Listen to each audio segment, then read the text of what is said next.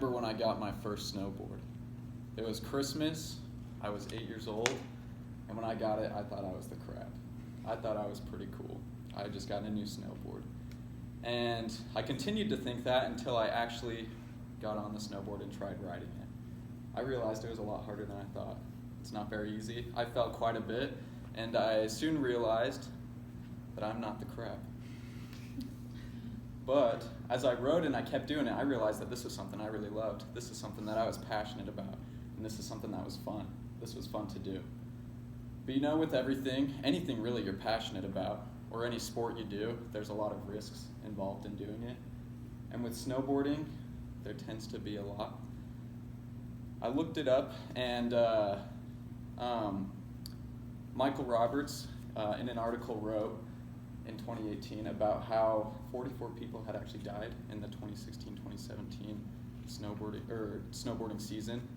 So it may seem like quite a bit, but really it's not that bad compared to the millions that actually go every single day. So really the risk isn't dying.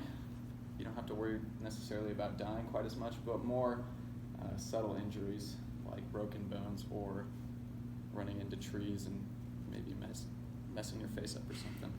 For example, this last 2 seasons ago, my brother, he likes to think he's really good. He is actually pretty good. I'll never tell him to his face because he's pretty cocky. But it was the first day of the season, and he decided he was going to go off the groom trail, which if you snowboard, you realize there's no base underneath, so you're riding on rocks and dirt. And he tried to do, it's like a manual if you've ever skateboarded. So what you do is you like kind of squat down, and then you lift up the front, and then just kind of ride it out. So it's kind of like a wheelie. And what he didn't know is there was rocks underneath him, and he slipped out and fell back and landed on his lower back on the rock. And so he told me it hurt really bad. But he continued to ride throughout the day, got to the bottom, he took a small break, and popped some ibuprofen, said, it'll be fine. And just kept riding throughout the day. Well, that night, he got home and he realized his lower back was hurting pretty bad. And he went to the hospital, and they took an x-ray, and he had actually severely bruised his kidneys, and then also cracked his lower vertebrae. So you can get hurt. I have also broken bones snowboarding. I broke my arm. Definitely not that cool. I tried to hit a jump when I was in 6th grade and maybe got a few inches off the ground and landed on my arm and broke it.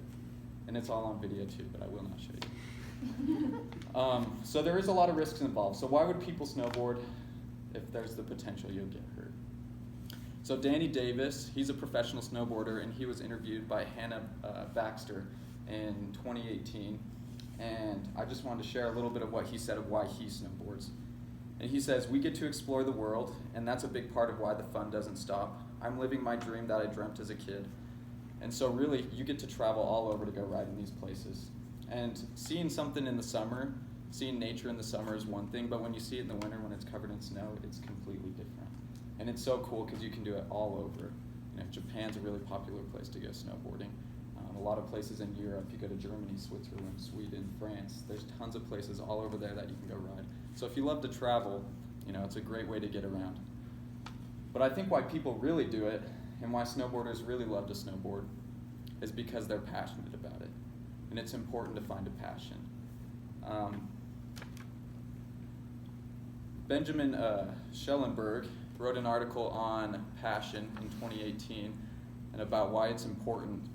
And he says, and he really talks about in this article, how when we're passionate about something and we really go after that passion, then we tend to do better. We tend to be, our well-being for our psychological and physical health is a lot better. We're more positive. We tend to have a better outlook on life. And so really when they do it, they find this passion and they love to do it, and it creates this good feeling inside, and it almost makes you crave it. It makes you love it. And so, that might be a little bit of a hard concept to kind of wrap around if you've never snowboarded. So I wanted to take you through a run that Travis Rice does. Travis Rice is a professional snowboarder, and he's sponsored by GoPro, and he's really good. And so you can see, him cutting through the snow, and it's really unlike anything I've ever done before. It's really hard to describe unless you've done it or you're watching it. And so you can see him hitting these drops, you can see him cutting around, and the snow is so deep that it literally feels like you're floating. That is the only way I can describe a powder run. is it feels like you're floating. And you can see too, when he hits the ground, he just like kind of cushions. And you know, this is really great and really fun. And this is something I love to do. Personally, I love that feeling of getting to ride in the powder and that feeling of floating that I get. It's something I can't compare to anything else. And you know, there's a lot of risks involved when it comes to snowboarding, but in my opinion, it's worth the risk.